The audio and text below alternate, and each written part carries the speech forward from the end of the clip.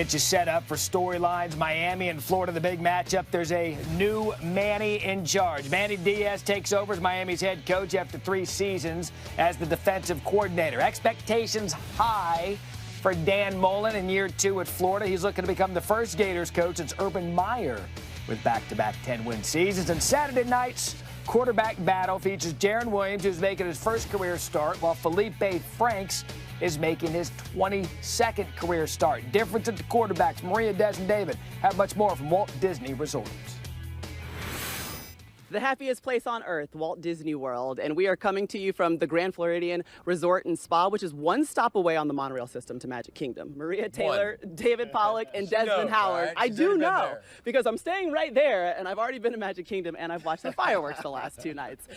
Guys, there's a reason why we're here. 1, obviously, College Game Day will be coming to you live from Magic Kingdom, but 2, the Miami-Florida game kicks off the 150th season of college football a week early, and it's going to be a great game, a battle for the state. Let's go with the one big thing that you'll be watching, David, in the matchup Saturday. I'll be watching Miami's offense. Yeah. And when you've watched them over the years, the last couple of years, they've wasted championship defenses. They've had great players on the defensive side of the ball. Offensively, it's been a struggle.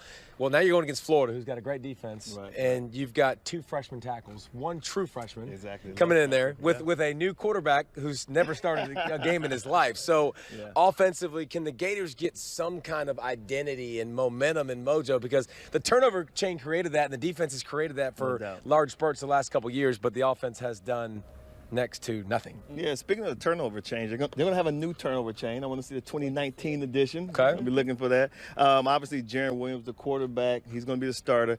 I'm really curious to see what they do with Tate Martell. He was a kid who transferred from Ohio State to Miami with the idea of becoming the starter at Miami. Didn't win the job. Now, there are rumors about this kid playing wide receiver. I'm very curious to see how Dan Enos uses Tate Martell because he has a pretty unique skill set. Yeah. He's really good with the ball in his hands.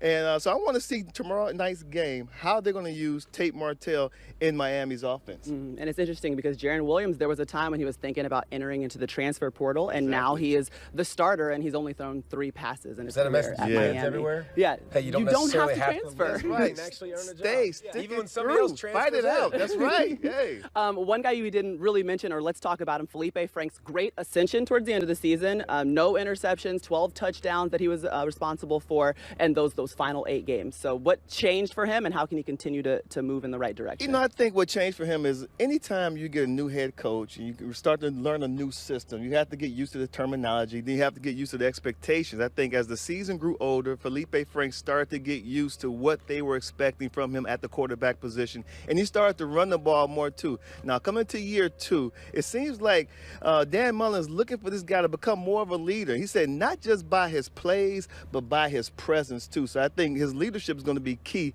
if they're going to beat the Canes tomorrow night. And I think people looked at Felipe Franks and went, he was okay. He wasn't great, but he was great compared to Florida standards, okay? This is the best quarterback in the last 10 years for Florida. I mean, over 27 touchdowns, less than 7 interceptions. That's, by the way, that's in company with Tua and Trevor Lawrence and Jake Fromm. So he took care of the ball. He ran more. It proved Dan Mullen knows what he's doing. No doubt. It wasn't just a fluke what he did at Florida and then Mississippi State. So this offense needs to take that next step. Offensive line almost completely rebuilding. Exactly. Everything else is in place. So it'll be interesting to watch year 2 with Dan Mullen. 4 brand new starters on the offensive line for Florida. All right, this is not the end of hearing from us here at Disney World. We're back at Walt Disney World Resort in Florida, where beginning August 29th at Disney's Hollywood Studios, you can live your very own Star Wars adventure at Star Wars Galaxy's Edge. You can build a custom lightsaber, drop by the cantina for a local beverage, and even pilot the Millennium Falcon, which I think we're going to try to do a little bit later too, guys. Maria, thank you. I'll get a lightsaber in all day with these 2 guys. College football, gentlemen, is all about first impressions. We get a good look at both Miami and Florida in this one. McElroy, I'll start with you. What are you looking for out of Miami in game 1? I just want to see a philosophy offensively that looks as though they're playing in 2019. Because if you look at what they did the last couple of years, and with all due to Mark Richt and his offensive staff, but they look stagnant. They didn't have a lot of creativity offensively. And now you have a new redshirt freshman quarterback in Jarren Williams, and he is a guy that's a dual threat player. He can create on his own, use his legs. Look, a couple years ago when Brad Kaya was there, they had a pro-style system with a few RPOs. I want to see them transition almost exclusively to spread with RPO-oriented offense. So I think that will be a huge step in the right direction for an offense that felt outdated the last couple years. Yeah, you couldn't tell if it's outdated or the quarterback play wasn't very good because the quarterback play was not very good. And this offensive line is going to be a question mark. If this young quarterback has a chance to stand in the pocket, look downfield, he has a strong enough arm to make plays downfield. But, Greg, as you know, if you want to go downfield, that's a longer drop. That's longer in the pocket, standing there holding the ball. And, hey, you say he could move? Well, he might have to move because there's some holes on that offensive line. They haven't played well in the past few years either. So, offensively, when you look at Miami, there's a lot of question marks. Their defense has been talented. Their defense creates turnovers, and that's the way they've been able to win football games as their offense has struggled. Yeah, you know, people forget about Miami last year, start the season 5-0, everything's great, and then all of a sudden the wheels started to fall off a little bit. And when the turnover changed, the most notable thing about your program, that means you've got a really good defense and a suspect offense. We'll see if that turns around this year. Let's switch gears now to Florida. Comes in ranked 8th in the preseason AP. That's their highest ranking since 2010. Galloway, give me a bullet point you're going to be watching with the Gators. Well, it's all Felipe Franks.